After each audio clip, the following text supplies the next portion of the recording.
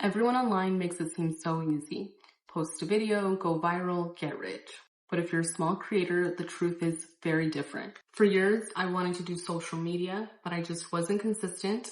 The first time I tried doing social media was about 9 years ago, and I was so excited. I loved watching YouTube, all of my favorite YouTubers. I went out to the store, bought all of the wrong gear.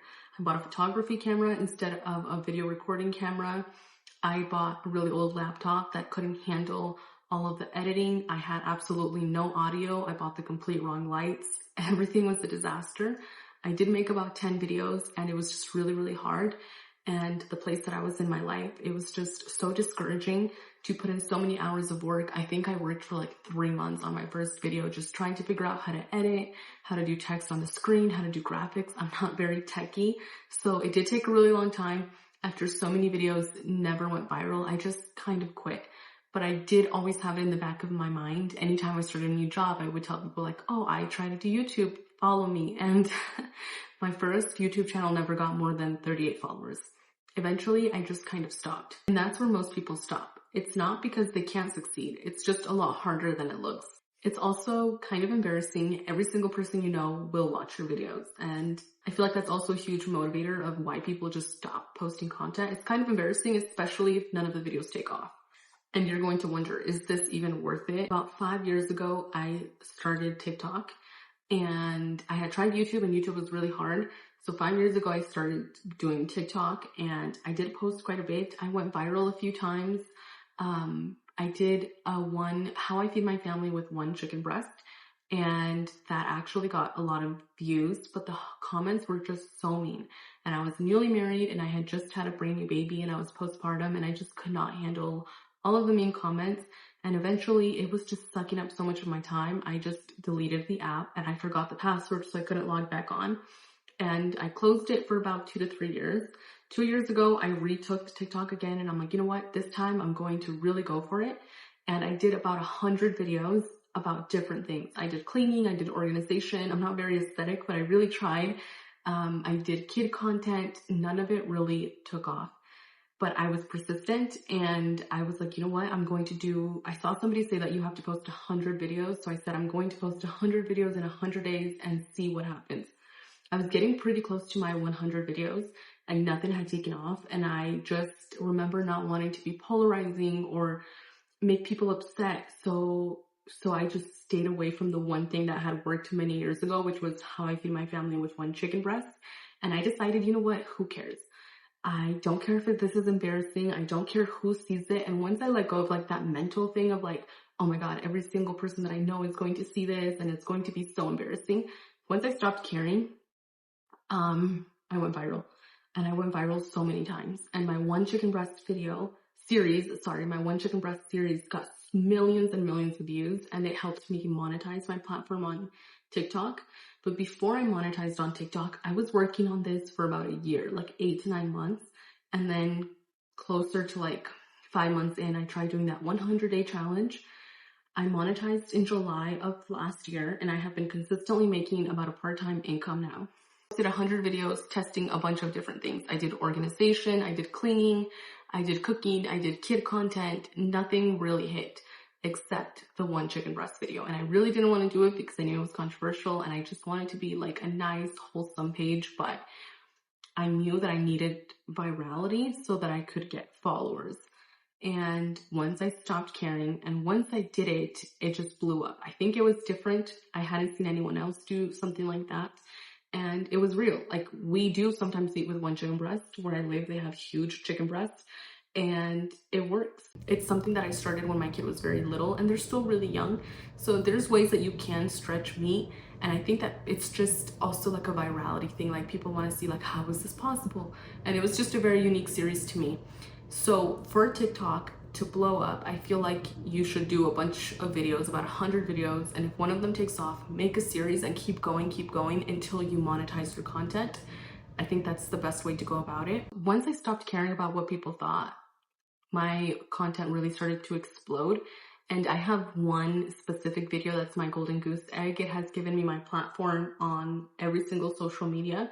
So I posted one specific how I feed my family with one chicken breast video That one helped me monetize, and that one on TikTok alone, I think has over 25 million views.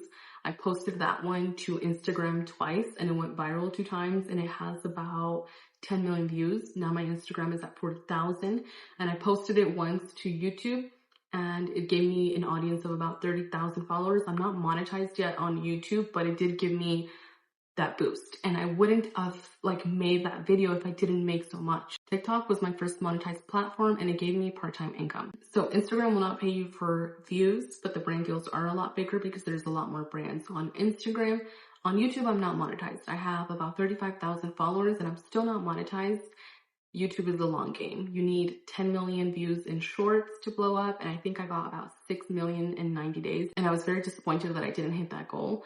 Or you need 4,000 hours in long form content. And I just have not had that much time to do long form content. YouTube is completely different. So if you're a busy mom like me and you want something a lot quicker to start making income, I would start on TikTok and on Instagram and then work your way through YouTube. Even though I feel like if you start on YouTube too, it's really good because YouTube is really hard. So if you start with the hardest thing, everything else is going to be a lot easier. So just pick whatever you'd like. TikTok is very fast paced, quick cuts. You have to grab people's attention in 30 seconds. And I feel like it's killing our attention span. So now YouTube is kind of that way. A long form video now is considered over 8 minutes. So I feel like it keeps shortening. I remember watching videos that were 30 minutes to an hour and that was the norm. But the truth is that every platform works differently. You just have to really deep dive into every single platform and kind of learn how it works. You can't just really expect to post the same thing in every single platform and everything to blow up. When TikTok shut down in February, I didn't have any platforms on Instagram or on YouTube. My only source of income was TikTok, and that's all I focused on because it was the only place that paid me for my views. So it was really hard to really focus on going viral every single month. I was averaging 1 to 2 million views, and it was a lot of work to figure out how to go viral every single month. But for me, it was a blessing once TikTok shut down because it gave me a platform on Instagram and it forced me to diversify myself. And I understand why I'm not monetized on YouTube because I haven't really worked on long form videos. So I work for TikTok. TikTok pays me. So I make content, short form content, and I post there first. And then I repurpose it to Instagram because Instagram doesn't really pay me for views, but the brand deals are really nice. So I try to post viral content on Instagram. I feel like for YouTube, if I want to monetize on YouTube, I have to work for YouTube. So I have to start making long form content. It's just a lot of work to sneak it into my schedule because I'm a stay-at-home mom with 2 little boys. I homeschool them. I try to make content. If I have brand deals, I have to do everything myself. I don't have a team. I'm a very small creator, so I'm a one-person show.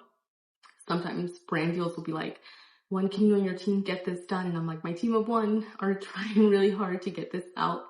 So it is a lot of work, but I'm going to try to be more consistent. I feel like YouTube has always been my dream, so I'm going to keep at it. Once I stopped thinking that this was a hobby and this was a real job, and I started posting every 3 to 4 days on TikTok, I really started to see a shift, and the consistency has really paid off. You're just going to steadily grow. You do have to realize that this is a job. This will consume your life. It's not as easy as it looks. You have to spend many hours and days locked in a room, teaching yourself how to edit, teaching yourself how to be comfortable speaking in front of a camera, teaching yourself how to come up with viral concepts. You have to read books. Like right now, I'm reading a book called The YouTube Formula.